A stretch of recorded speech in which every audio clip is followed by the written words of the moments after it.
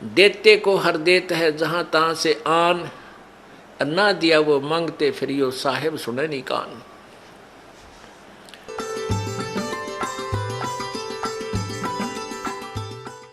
यहाँ तो परमात्मा के लिए वो प्यारी आत्मा आती हैं जो परमात्मा के अंश हैं, जो पिछले जन्मों से उनके चरणों में कहीं ना कहीं किसी ना किसी रूप में वो उनके साथ रहे हैं। अब वो पार हो नहीं पाया, भटक रहे हैं, उनको फिर परमात्मा अपने बच्चों को इकट्ठा कर रहा है किसी ना किसी माध्यम से, कोई टीवी से, चैनल से, या किसी पुस्तक से, या किसी मित्र से, रिश्तेदार से, भाई बहन से अपना संदेश भिजवा कर इनको फिर शरण में ले रहा है। तो ऐसी प्यारी आत्मा जो परमात्मा के बच्चे यहाँ आते हैं और इनके लिए जो सेवा होती है, ये धर्म यज्ञ है। इस धर्म यज्ञ में आपका पैसा लगता है, इससे आपको पुण्य होता है, और जो पैसा आपका किराए में लगा वो भी आपका पुण्य के अंदर लगा।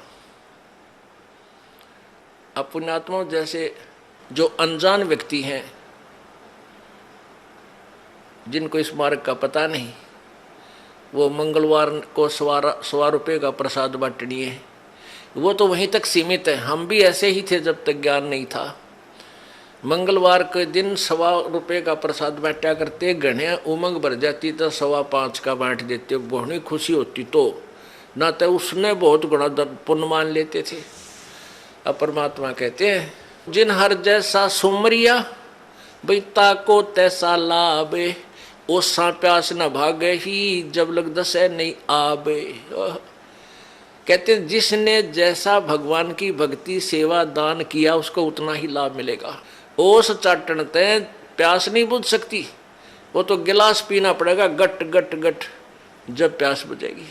तो ये जो स्वाप का प्रसाद 100 रुपया पल्ले बांध लिया माता का हमारे नहीं हो जा, और ये छोटे मोटे जो दान हम करा करते, ये तो ओस चाटन वाली बात थी।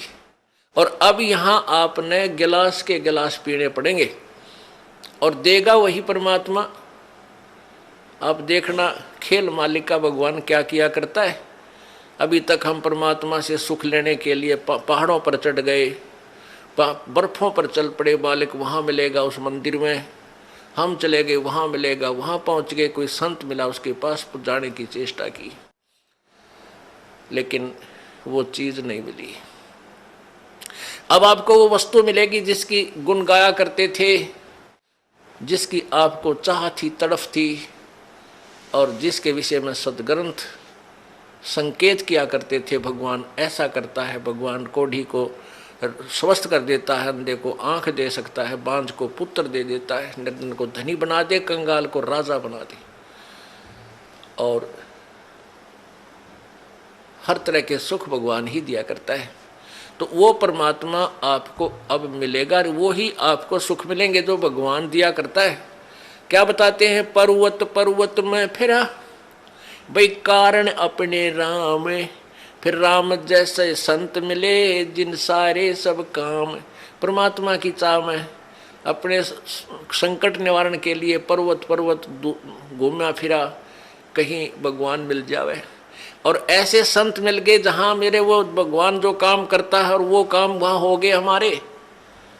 तो कहते राम जैसे संत मिला जिन सारे सब काम। तो पुण्यात्मा यहाँ आपको वो सुख होंगे आप सोच नहीं सकते, क्योंकि हम भगवान इतनी तो समझते हैं कि भगवान हमें सर्व सुख दे सकता है, लेकिन वो हो कहीं से नहीं रहे थे।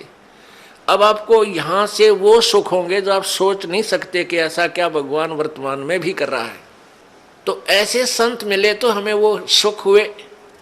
परमात्मा जैसे ही संत मिले जो परमात्मा सुख देता है, तो आपको इस दास के माध्यम से कबीर भगवान परमेश्वर जी आपको वो सुख देंगे जो भगवान दिया करता है, क्योंकि वो पूर्ण परमात्मा है। जो ऐसे व्यक्ति हैं जो इस तत्व ज्ञान से परिचित नहीं है, वो क्या कहते हैं, क्या सोचते हैं कि भी तुम जाते हो, महीने में 2 बार जाते हो, महीने में 1 बार जाते हो, किराया भी लगता है, काम भी आपका, कार्य भी आप छोड़कर जाते हो, तुम क्यों अपना नुकसान कर रहे हो। पुण्यात्माओं, अब उनको तो ज्ञान नहीं इस बात का, वो तो बालक है, अनजान है। जैसे एक कोई शहर का बाबू था, शहर में ही, बड़े शहर में वो पला, वहीं जन्मा पला बड़ा हुआ, नौकरी योग्य हुआ, उसकी नौकरी, उसकी सर्विस लगी रूरल क्षेत्र में, गांव में, और वो अपनी ड्यूटी ज्वाइन करने के लिए गांव में कार्यवर्ष जा रहा था।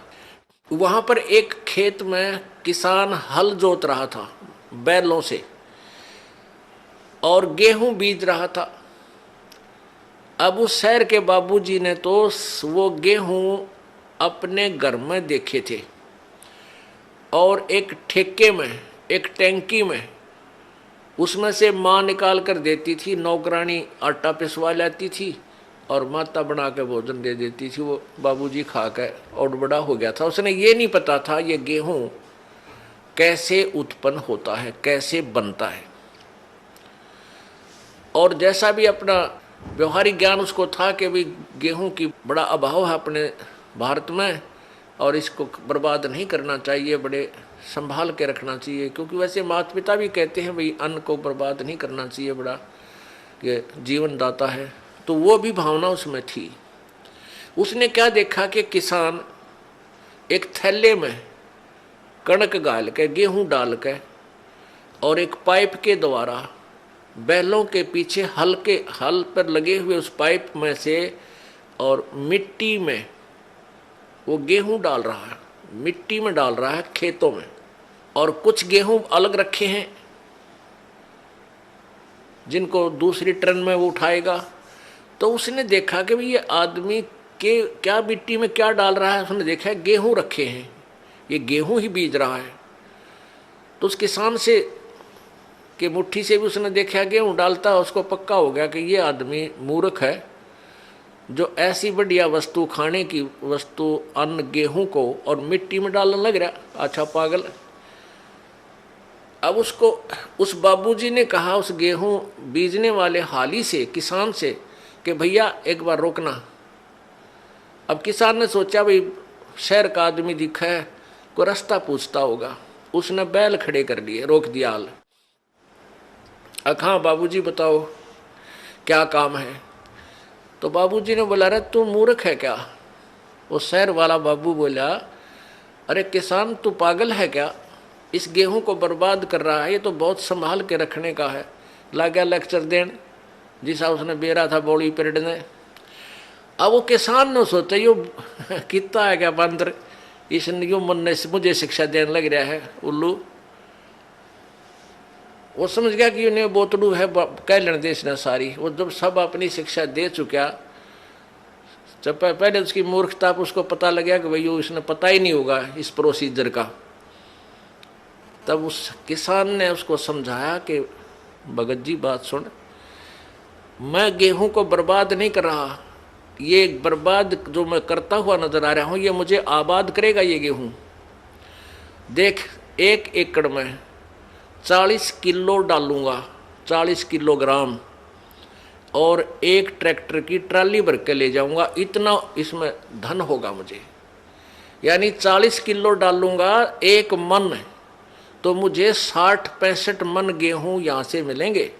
अब वो बता रहा था लेकिन उसको समझ में पल्ला नहीं पड़ रहा उस बाबूजी के। अब मैं कैसे मानूं भाई, अच्छा मूर्ख है, मिट्टी में बर्बाद कर रहा है और कहता गेहूं 65 मन होंगे 1 मन के। किसान ने कहा कि आप 4-5 महीने के बाद आना, अप्रैल में, और फिर दिखाऊंगा तुझे ये मैं बर्बाद कर रहा हूं यही मुझे आबाद करेंगे। अब वो चला गया। वो फिर आया इसी प्रकार अप्रैल के महीने में। उसने देखा, किसान ने उसको दिखाया कि 1 कनक का दाना डाला था और कम से कम 10-12 ये गुच्छा बन गया देख नीचे से, और प्रत्येक पौधे के ऊपर 1-1 बाली आई है, एक बाली में 30-40 दाने हैं। उसने ऐसे करके वो दिखाया, देख बाबूजी। तब उसकी चौंध टूटी, भाई आप ठीक कह रहे थे। तो पुण्यात्माओं, जो आज आप दान कर रहे हो, किसी प्रकार यहाँ भगवान के दरबार में आने का आपका किराया तक भी आपके पुण्य में लिखा जाएगा। और जो अनजान है वो तो ऐसा समझ लो जिसने कभी देखा ना हो गेहूं उत्पन्न कैसे होते हैं, उस 4 मन गेहूं को ही चिपटा बैठा रहा, उसी को सुरक्षित रखे, आगे कहाँ से मिलेंगे उसको। तो आप जो पुण्य कर रहे हो, ये दान कर रहे हो, यही आपको आबाद करेगा। कहते हैं देते को हर देत है जहां तहां से आने, नहीं दिया फिर मांगते फिर यो साहिब सुने ना कान। जिन्होंने देखो आज एक तो इतना गरीब है, फाइनेंशियली इतनी वित्तीय हालत उसकी कमजोर है कि रिक्शा चला रहा है, एक ऐसा है मजदूरी कर रहा है, एक रिक्शा चला रहा है, एक उसके अंदर विराजमान है, बैठा है, दोनों ही मनुष्य। तो पुण्यात्माओं, एक गाड़ी चला रहा है ड्राइवर, एक मालिक उसमें बैठा है और गाड़ी भी मालिक की है। तो इतना भेद यूं क्यों हो गया? क्योंकि पिछले जन्म जन्मांतरों की जैसी भी जिनकी भक्ति शक्ति है, जितना भी जिन्होंने पुण्य किया हुआ है, वो आज आपको ज्यों का त्यों दे रखा है। जिन्होंने पीछे कोई पुण्य किया नहीं, वो आज कंगाल है और एक एक पैसे को मांगते फिर रहे हैं। अब कोई नहीं सुना है। अब देते को हर देत है। जिन्होंने दान किया उनके ठाठ ठाठ कर रखे हैं। छोटा सा बच्चा बिजनेस में लग जाता है और चारों तरफ से उसकी पूरी प्रोग्रेस हो जाती है, विकास होता है, क्योंकि उसने पिछले जन्म में पुण्य कर रखे हैं। वो भगवान दे ही देगा, उसमें टोटा होना ना दे उसके। तो इस प्रकार अब आप जो दान करोगे, प्रथम तो आप इस बात से परिचित हो जाओगे कि अब जो दान करोगे उसका बेनिफिट केवल अगले जन्म में लेने की चाह मत रखना। आप जो भी पुण्य करोगे या भक्ति करोगे, अपना जन्म मृत्यु का रोग कटाने के लिए ही करना। फिर रही बात आपको यहाँ की सुविधाएं, ये तो अपने आप मिलेंगी। ये भक्ति का जो बाई प्रोडक्ट है, यहाँ की सुविधा तो आपको फ्री ऑफ कॉस्ट देगा। ये भक्ति की विधि ऐसी है, ये भक्ति का वो यथार्थ वे है, पूजा का साधन है, जिससे आपको यहाँ की सुविधाएं तो अपने आप मिलेंगी, मांगने की आवश्यकता नहीं पड़ेगी आपको। जैसे गेहूं बीज दिया किसान ने, अब किसान का प्रथम उद्देश्य है कि भाई गेहूं हो, मेरा बालक मेरा परिवार भूखा ना मरे, हम जीवित रहें, अन्न को खाएं।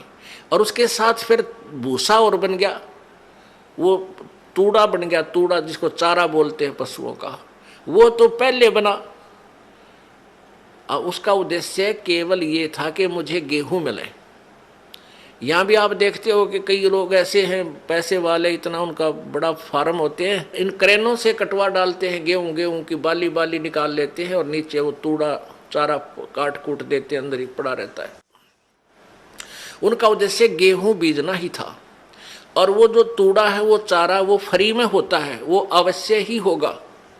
तो आप यहाँ संसारिक जो आपके ये कार कोठी और धन सुविधाएं आवश्यकताएं, ये तो तूड़ा समझो इस भक्ति का, ये चारा आपको आप पे मिलेगा। और असली धन है मोक्ष। जो बाली है वो गेहूं समझो मोक्ष है। हमारा उद्देश्य मोक्ष प्राप्ति रहना चाहिए, ना कि वो चारा ही प्राप्त करना। अगर चारा उद्देश्य रहेगा तो आप परिपक्व नहीं होने दोगे उस फसल को, गेहूं को, और कच्चे कोई पशुओं को डालकर आप भूखे मर जाओगे, कंगाल हो जाओगे। इसलिए हमने इस प्रोसीजर को पूरी तरह समझना है, और वो समझाने के लिए आपको यहाँ बुलाया जाता है। अब बताओ, हमने आपको यहाँ बुलाकर क्या क्या कराना है? कोई काम नहीं, कोई सेवा नहीं। सेवा तो हम आपको तैयार करें पावा सारी, बच्चे लग रहे हैं यहाँ, पुण्यात्मा जिनको पता लग रहा है कि ये सब अपने भाई हैं, सतलोक के वासी हैं। अब ये भूल भटक गई, यहाँ काल के जाल में फंसे हुए हैं, और इनकी जितनी हम सेवा करेंगे, ये मालिक के बच्चे हैं, परमात्मा लाभ देगा सेवा करने वालों को। और आपकी फिर यहाँ ऑपरेशन होगा मोतियाबिंद का।